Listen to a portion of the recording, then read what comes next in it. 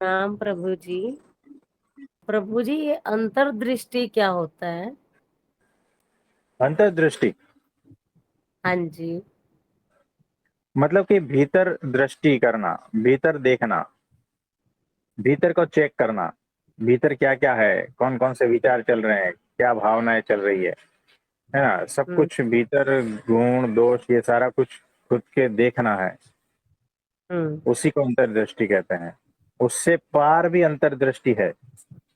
हम्म। आत्मा को देखना वो भी अंतर्दृष्टि है। और हम्म। बाहर सत्पुरुष को देखना वो भी अंतर्दृष्टि है। हम्म। क्योंकि सत्पुरुष ही मेरी आत्मा है, इसीलिए वो भी अंतर्दृष्टि है। हम्म। यानी भीतर दृष्टि करना वो अंतर्दृष्टि। हम्म। मतलब सत्पुरुष को सामान्य मनुष्य ना समझना, हम्म। ये भी अंतर्दृष्टि होगा। हाँ, ये भी एक प्रकार का अंतर्दृष्टि है कि वो दिव्य है और हम्म। वो जैसा है वैसी मेरी आत्मा है। हम्म। वो भी एक अंतर्दृष्टि ही हुई। हम्म। ठीक है प्रभु जी। हाँ जी। धन्यवाद प्रभु जी।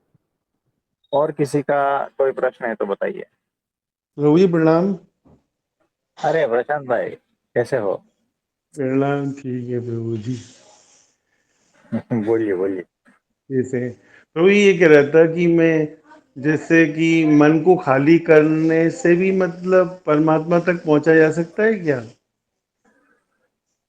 आप ये कह रहे हो कि मन को खाली करने से परमात्मा तक पहुंचा जाएगा, ऐसा? जी जी जी जी प्रभु जी, इसी तरह के कुछ ख्याल आते हैं। तो हाँ, एक प्रकार से ऐसा है कि मन खाली हो गया तो परमात्मा के रहने का जगह बन गया है। लेकिन जी परमात्मा अभी उतरा नहीं है। वो तो जी उनकी भक्ति और उपासना से ही उतरेगा। जी जी है प्रभु ना? जी। तो खाली जगह तो बना ली, यानी आपने साफ सफाई करके जगह बना ली है, बस उतना ही। जी जी तो वैसा है। जी। बस प्रभु जी कारण भी खत्म कर दो सबका। हाँ, वो तो हो ही जाएगा। अब आए जी हो तो प्रभु देखो जी। कैसा है, जी देखो। प्रभु जी। हाँ। ये ये जो है ना, ये बकरे हैं, गाय है, भैंस है, ये कत्ल खाने जाते हैं ना। जी। आपने देखा होगा वो जाते हैं क्या नहीं? हम्म उसमें से कोई हम्म। बच के निकलता है क्या? बताओ। जी तो वैसे आप आ गए हो यहाँ। जी सही कह रहे हो प्रभु जी। प्रभु जी मैं कौन हूँ, मतलब बकरी गाय और भेड़ वगैरह में से कौन हूँ मैं प्रभु जी? उसमें से आप कौन हो, ऐसा? नहीं वो तो रहता कि इनमें से अगर कैटेगराइज करा जाए तो मैं किस में हूँ प्रभु जी? अरे, ये तो हम एग्जाम्पल दे रहे हैं कि आए हैं तो अब बात होकर ही रहेगी, ऐसा। जी प्रभु जी है ना? मुझे बहुत तो आप, भरोसा है प्रभु जी, सही कह रहे हो आप। हाँ, आप आ गए हो तो आपके सारे दोष बिल्कुल। हटेंगे। जी आप प्रभु जी। पूर्ण निर्दोष हो जाओगे और जी आपकी वो स्थिति हो जाएगी। है ना? जी तो प्रभु आए जी। हो तो हो ही जाएगा काम, ऐसा है। जी प्रभु जी। ये सरकारी खाता थोड़ी है, आए हो तो काम नहीं भी होगा, धक्का जी खाना प्रभु पड़ेगा, जी। ऐसा थोड़ी है। यहाँ तो जी गारंटी से काम होता जी प्रभु जी। है ना? तो जी ऐसा। जी प्रभु जी आपकी बहुत कृपा है सब पर, बहुत ज्यादा, बहुत हाँ जी। करुणा, बहुत प्रेम, बहुत क्या बताऊं, मतलब शब्दों में व्यक्त नहीं कर सकते प्रभु जी आपसे। मतलब आपकी आवाज सुनकर और आपको मतलब क्या देखकर जो भी है, जो अनुभव होता है, जो महसूस होता है, वो तो बस इंसान महसूस ही कर सकता है, उसको व्यक्त नहीं कर सकता है प्रभु जी। ये आप जो कह रहे हो ना, जी है ना, ये कभी कभी हमें भी महसूस होता है। कभी कभी हम अपना वीडियो सुन लेते हैं ना और ऑडियो सुनते हैं ना, कभी हमें भी आपको जो महसूस होता है ना वैसा ही महसूस होता है। लेकिन इस वक्त हमें कुछ महसूस नहीं होता है। हम खुद आश्चर्यचकित हो जाते हैं कि हमने क्या ऐसा कहा था क्या? हमें खुद हैरान होते हैं हम। जी और हम भी जो है ना भीतर से कुछ अलग ही लेवल पे आ जाते हैं। जी और प्रभु हमारे जी। भी जो है ना अंग में जो है ऐसे करंट लगता है, ऐसा होता है कभी कभी। हमारे भी रोंगटे खड़े हो जाते हैं कभी कभी जब हम जी अपना कोई ऑडियो सुनते हैं ना तभी। जी प्रभु लेकिन जी। इस वक्त जो है जैसा जब हम कहते हैं उस वक्त कुछ भी नहीं होता, कुछ भी नहीं होता। बड़े सहजता पूर्वक कहते हैं हम। जी तो तब पता चलता है कि वो कहाँ से आ रहा जी प्रभु जी। है ना। तो ये ऐसा होता है। तो कोई बात नहीं, हम और आप एक ही तो है।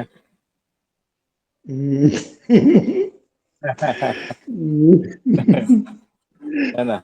बहुत मन तो करता है मेरा मिलने का आपसे। हाँ जी। आपसे मिलने का बहुत मन करता है मेरा। हाँ तो हम मिलेंगे ना। तो कोई बात नहीं, मिल लेंगे। तो रेडी, बैग बिस्तरा सब सजा के रखना, पैकिंग जी बराबर करके रखना, है जी ना। कोई बात नहीं, और किसी का कोई प्रश्न है तो बताइए। प्रभु जी प्रणाम। हाँ जी महेंद्र भाई, कैसे हो? बस बहुत बढ़िया, मजा में है। प्रभु जी थोड़ा एक एक क्वेश्चन था, एक वचनामृत से। तो देखो मैं पढ़ता हूँ। પછી શ્રીજી મહારાજ મુનિ પ્રત્યે પ્રશ્ન પૂછ્યો છે, જાગ્રત અવસ્થામાં સત્વગુણ વર્તે છે અને સર્વે પદાર્થનું યથાર્થ જ્ઞાન વર્તે છે, તો પણ જાગ્રત અવસ્થામાં જે શ્રવણ કર્યું હોય તેને સૂક્ષ્મ દેહમાં જ્યારે મનન કરે ત્યારે તે સાંભળ્યું હોય તે પાકું થાય છે। यानी यहाँ पर कहना चाहते हैं कि जागृत अवस्था में सत्व गुण का प्रवर्तमान होता है। यानी जब हम जागृत अवस्था में है तब सत्व गुण है, ये एक कंडीशन रखी है। तो उसमें जो है यथार्थ ज्ञान होता है। फिर भी जागृत अवस्था में जो जो हमने सुना है, जो अनुभूति के है,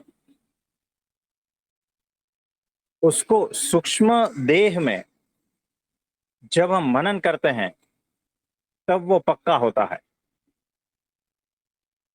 यानी यहाँ पर देखो, तीन गुण और तीन अवस्था, तीन देह, ये तीनों की तीन तीन जोड़ी है ना, उसकी बात हो रही है।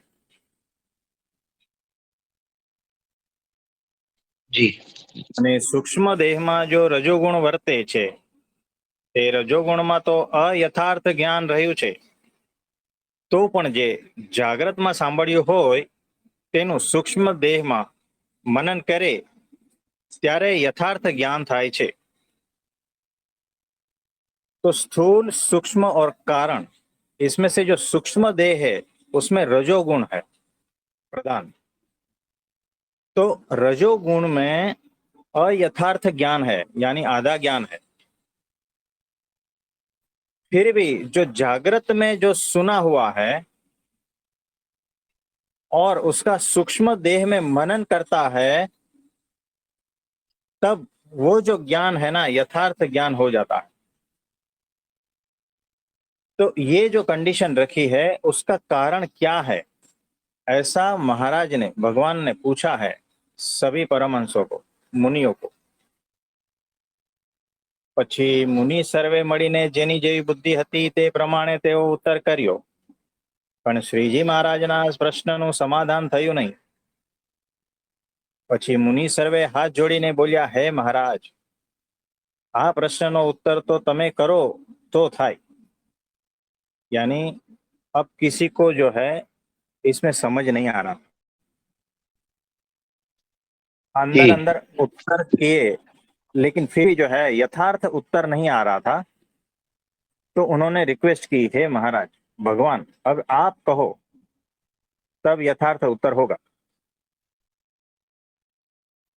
પછી શ્રીજી મહારાજ બોલ્યા છે, એનો ઉત્તર તો એ છે જે હૃદયને વિશે ક્ષેત્રજ્ઞ છે, જે જીવ તેનો નિવાસ છે, देखो यहाँ पर हृदय के भीतर क्षेत्रज्ञ, देखो एक होता है क्षेत्र और दूसरा होता है क्षेत्रज्ञ।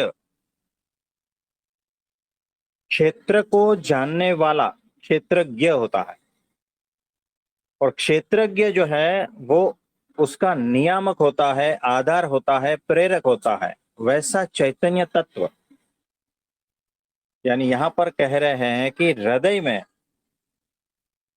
जीव है, हमारी बॉडी में जो हृदय है उसमें जीव है। वो जीव जो है सारे हृदय के द्वारा सारी बॉडी में नियंत्रण करता है।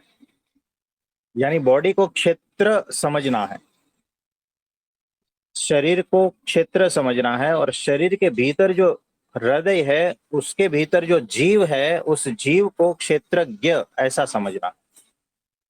आप समझे? जी, तो थोड़ा कुछ एग्जाम्पल देके समझा दीजिए थोड़ा सा और। देखो, जैसे भारत देश क्षेत्र है और नरेंद्र मोदी जी क्षेत्रज्ञ है। आप समझे? जी यानी पूरा भारत में कुछ भी कंट्रोल करना है तो उनका एक वर्ड काफी है ना? जी वो जैसा चाहते हैं वैसा पूरे देश में होता है। वैसे ही ये जो जीव है ना भीतर, शरीर के भीतर, तो शरीर जो है वो क्षेत्र है। यानी क्षेत्र को क्या कहोगे? भूमि समझो। देखो, क्षेत्र यानी क्षेत्र डेड होता है, और कार्य जो है उसमें जो क्षेत्रज्ञ है उसका नियामक तत्व, यानी उसको नियमन करने वाला वो होता है। आप समझे? जी तो भारत देश पूरा क्षेत्र है, और नरेंद्र मोदी जी क्षेत्रज्ञ है इस वक्त। यानी वो जैसा चाहते हैं वैसा भारत में होता है, यानी वो सारा नियामक है। वैसे ही ये शरीर में जीव जो है ना वही सारे शरीर में फैला है, हर कण में फैला है, जीव फैला है। और वो जो जीव है ना एकदम कॉन्सेंट्रेटेड फॉर्म में हृदय में विराजमान है, और उसी की ही शक्ति से सारे शरीर में कार्य होता रहता है। नख से शिखा पर्यंत, पैर के अंगूठे से सर तक, जहां पर भी है वो जीव है। आप टच करोगे ना तो अगर जीव है तो उसको संवेदना होगी। तो जीव सारे शरीर में फैला है अपनी ज्ञान शक्ति से, है ना? तो उसको क्षेत्रज्ञ कहते हैं। क्षेत्रज्ञ जी यानी क्षेत्र को जानने वाला। ये शरीर रूपी जो क्षेत्र है उसको जानने वाला वो क्षेत्रज्ञ होता है ना? जी। एक थोड़ा और था जी, हाँ हाँ हाँ ये दूसरा में चार कार्याणी चार, हाँ, आप जीव तथा निकालो और उसमें साक्षी का ज्ञातत्व। जी उसमें क्या? जी जी, थोड़ा सा विस्तार से पैराग्राफ को समझा दीजिए। हाँ देखो, ત્યારે શ્રીજી મહારાજ બોલ્યા જે માયો માઈ પ્રશ્ન ઉત્તર કરો. ત્યારે ગોપાળાનંદ સ્વામીએ ભજનાનંદ સ્વામીને પૂછ્યું છે, આ દેહને વિશે જીવનું જાણપણું કેટલું છે ને સાક્ષીનું જાણપણું કેટલું છે? यानी भगवान कहते हैं, हाँ जी, तो देखो यहाँ पर कह रहे हैं गोपाळानंद जी स्वामी भजनानंद स्वामी को कहते हैं कि इस देह में, यानी ये पूरे शरीर में जीव जो है उसका जाणपणु यानी ज्ञातापन, होशपन, ये कितना है, और साक्षी का जानपन वो कितना है, ये दो बताए हैं। जीव यानी जीव, ईश्वर, माया, ब्रह्म, परब्रह्म, ऐसा जीव। और साक्षी जो है वो ये सारे का साक्षी जो जीव के भीतर है। પછી ભજનાનંદ સ્વામીએ ઉત્તર કરવા માંડ્યો પણ ઉત્તર થયો નહીં. ત્યારે શ્રીજી મહારાજ બોલ્યા જે બુદ્ધિ છે તે આ દેહને વિશે નખ શિખા પર્યંત વ્યાપીને રહી છે.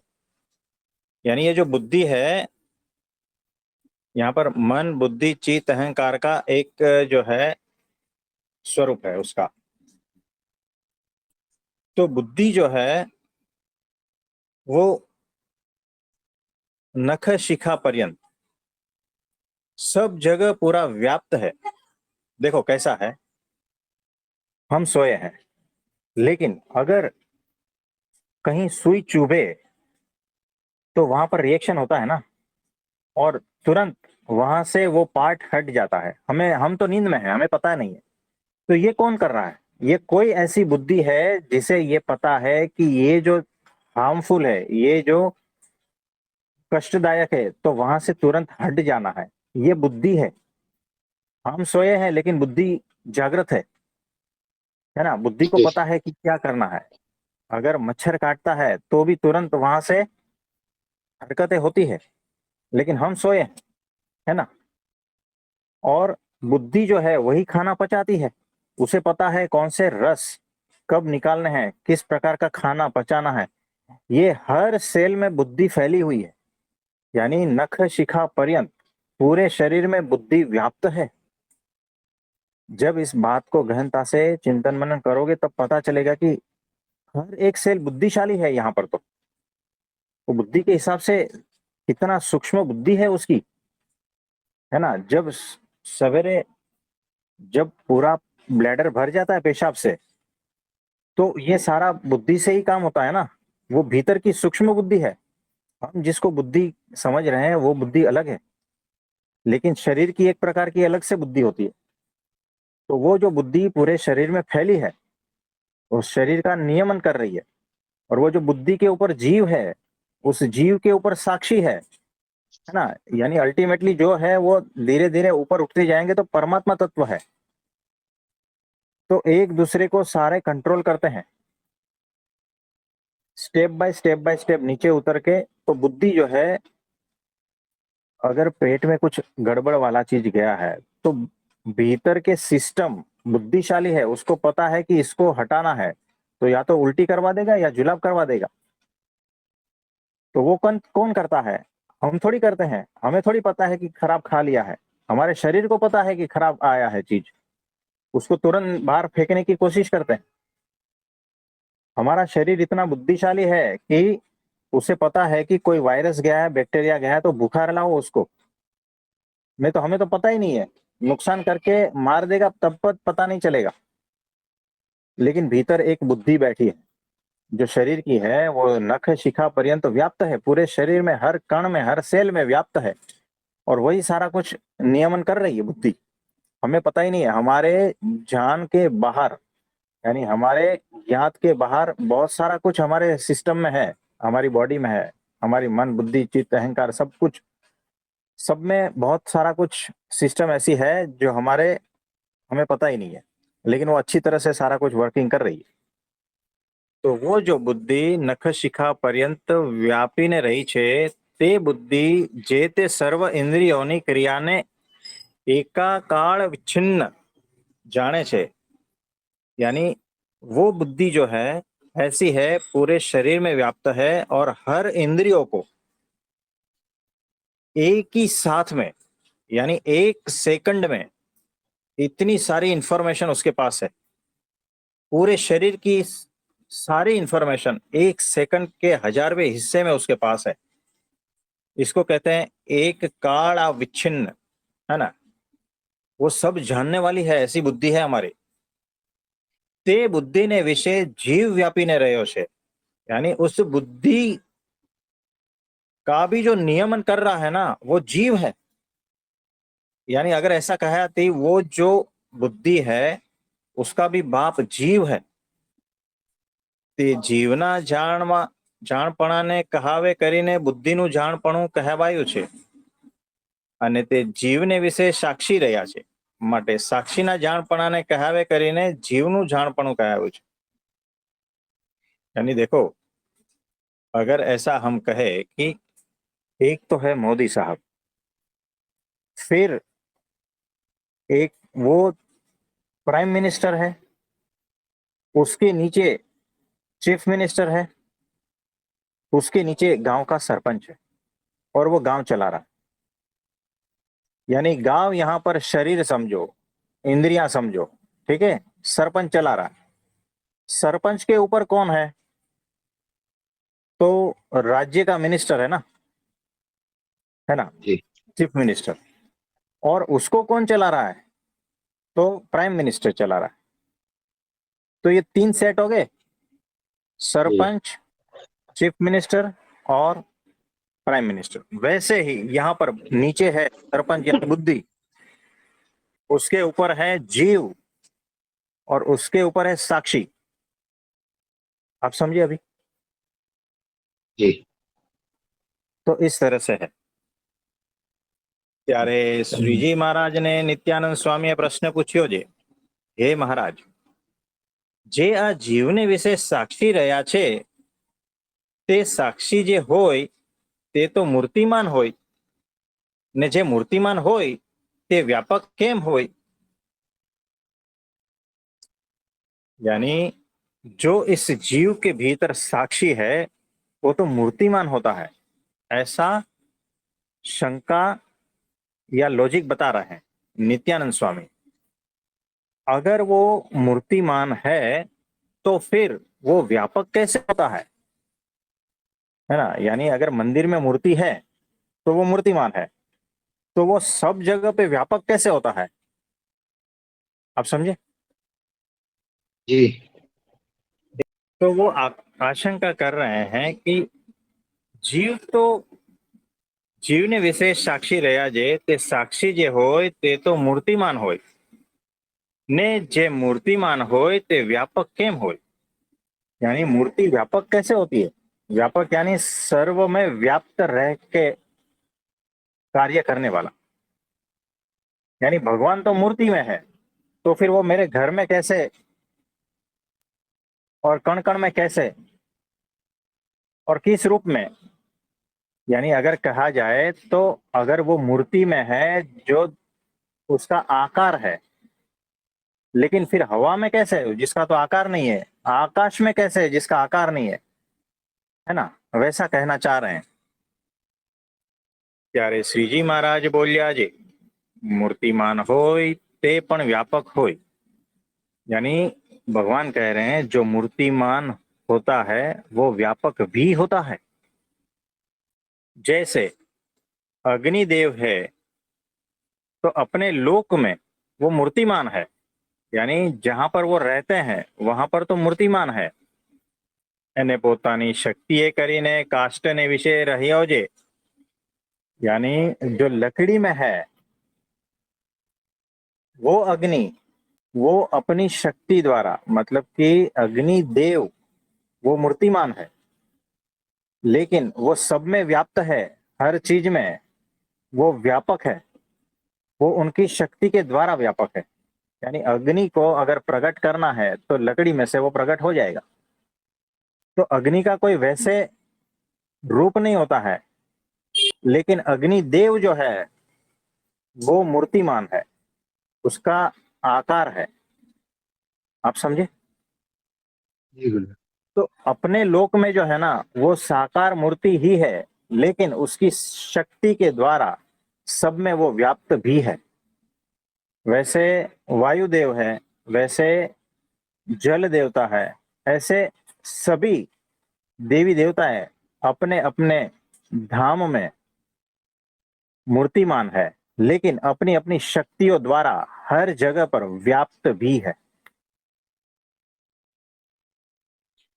તેમ ભગવાન પણ પોતાના અક્ષરધામને વિશે મૂર્તિમાન થકા પોતાની અંતર્યામી શક્તિએ કરીને જીવને વિશે વ્યાપીને રહ્યા છે, ને મૂર્તિમાનની પેઠે ક્રિયાને કરે છે, માટે એને પણ મૂર્तिमान जानवा।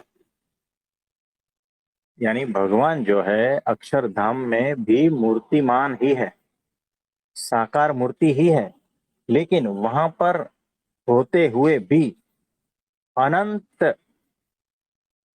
कोटि कोटि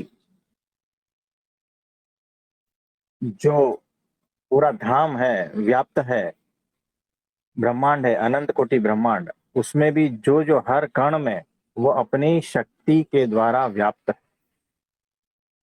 जैसे मोदी जी दिल्ली में बैठे हैं, लेकिन अगर गांव में कुछ चीज करवानी है तो वो थोड़ी जाते हैं। वो मूर्ति तो दिल्ली में बैठी है, लेकिन उसकी शक्ति के द्वारा वो सारा कुछ तंत्र चलता है क्या, नहीं बताओ। जी। वो एक फोन करते हैं तो वहां पर कुछ कार्य हो जाता है। तो वो फोन करना उसकी शक्ति है। वो आवाज भीतर से निकालना और ट्रांसफर करना, जिसके द्वारा कार्य करवाना है उसमें, तो वो कार्य हो जाता है। तो वो उनकी शक्ति है ना। तो मोदी जी बैठे हैं दिल्ली में, लेकिन पाकिस्तान में बम फोड़ रहे हैं, मिसाइल दाग रहे हैं, है ना। जी। ये उनकी शक्ति है, वो व्यापकता है उसकी। मूर्तिमान तो दिल्ली में ही बैठे हैं। वैसे ही अक्षर ब्रह्म, ये पूरा उसका शरीर है जिसमें परब्रह्म विराजमान है। वो जो परब्रह्म है वो मूर्तिमान है। अक्षर ब्रह्म भी मूर्तिमान है, लेकिन वो क्षेत्र जिसका है अक्षर धाम, उसमें उनकी शक्ति के द्वारा व्याप्त है सब जगह। बुद्धि जो सारे शरीर में है, उसके भीतर जीव है, उसके भीतर साक्षी है, परमात्मा, है ना। तो इस तरह से है। तो इसमें सब समझ में आ गया। जी गुरु जी। हाँ, तो जीव और साक्षी का ज्ञान पड़ा, जी। ये वचनामृत कार्याणी का 4 हुआ। एक थोड़ा सा हाँ और जी, था।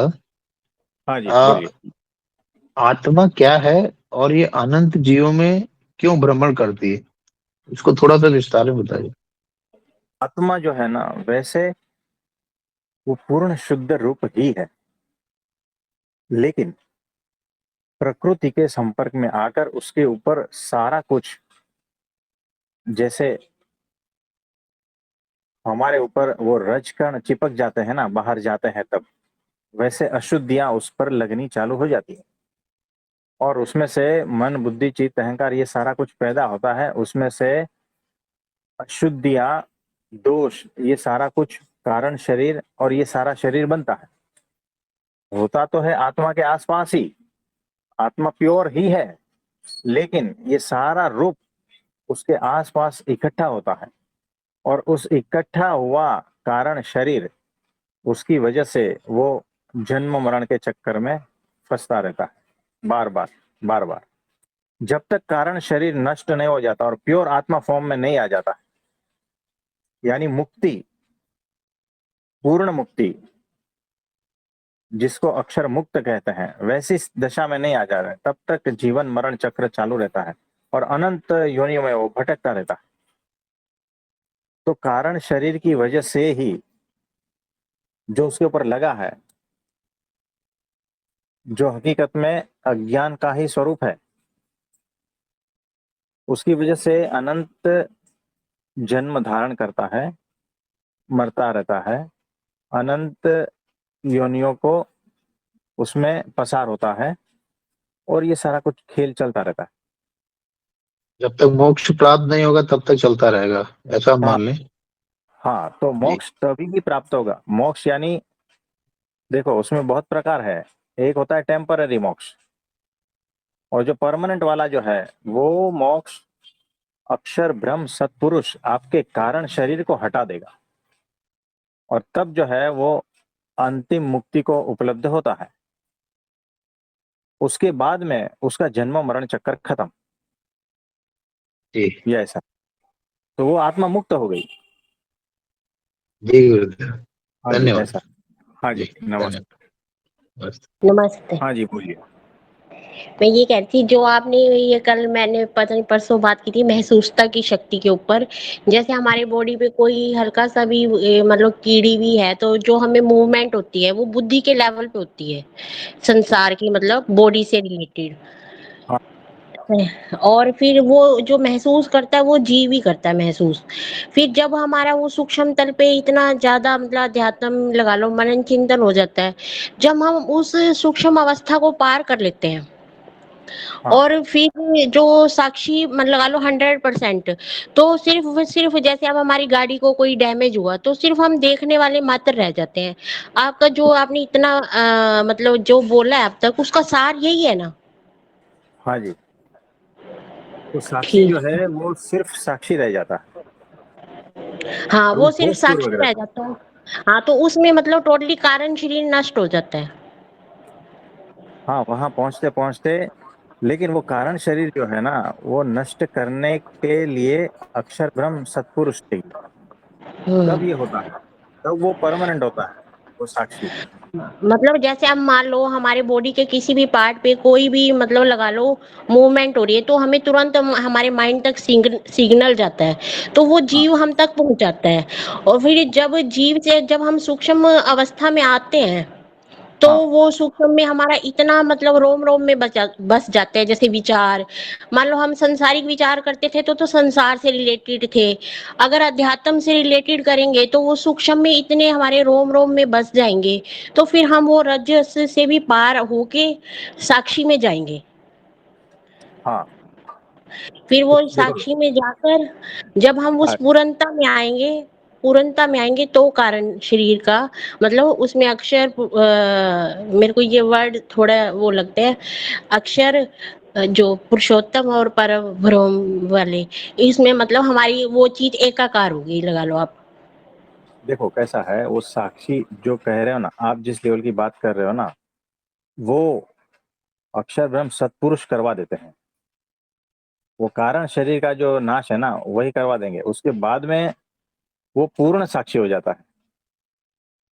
हाँ जी, मतलब वो सूक्ष्म में हमारे अंदर मतलब सूक्ष्म में हमारे अंदर होना चाहिए वो। इतना मतलब हमारे अंदर तप वगैरह ये बल हमें अपने अंदर करना चाहिए ये चीज। हम्म। हाँ जी। देखो थैंक यू। कैसा है कि अलग अलग रास्ते से हम सब यहाँ इकट्ठे हुए हैं। तो आप जिसको जो शब्द को उपयोग कर रहे हो हम्म। और हम जिस शब्दों का प्रयोग कर रहे हैं, हो सकता है वो मैच ना हो, क्योंकि वो सेटिंग नहीं आता है ना, क्योंकि रास्ते अलग अलग है ना। यानी आप आपके साथ साक्षी वाले किसको रस्ते कहते हो? देखो, आप साक्षी। साक्षी किसको कहते हो? क्योंकि अब तक जो आपने सुना है, जो माया वाले गुरुओं से सुना है, उसका साक्षी अलग है, और जो माया पार के गुरु का साक्षी वो अलग है। तो आप जिस साक्षी को समझ रहे हो वो हम नहीं कह रहे हैं, हम जिस साक्षी को कह रहे हैं वो आप नहीं समझ रहे हो, है ना।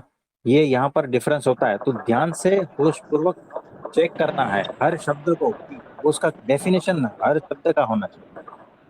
तो अध्यात्म ऐसा है ना कि यहाँ पर कोई डेफिनेशन ही नहीं है, कुछ भी नहीं है। सब शब्द, कोई आत्मा इसको बोलते हैं, कोई जीव इसको बोलते हैं, कोई वो इसको बोलते हैं, है ना। यहाँ पर ये सारा जंगल है, इसमें फंसते जाते हैं। इसीलिए शब्दों में फंसना नहीं है, वो भीतर अनुभूति हो जाती है। होना मात्र ही होता है, फिर तो बस एक अलग भाव होता है मतलब ये चीज मतलब आपसे मिलके ही चल रही हूँ मैं तो। हाँ जी, कोई बात नहीं। तो धीरे धीरे वो अनुभूति में आता रहेगा, है ना। तो कोई बात नहीं, शब्द से ऊपर उठना है, और भीतर जो स्थिति क्या हो रही है ना, उस पर ध्यान देना है। तो आज के लिए इतना ठीक है। आप सभी को मेरा नमस्ते प्रणाम।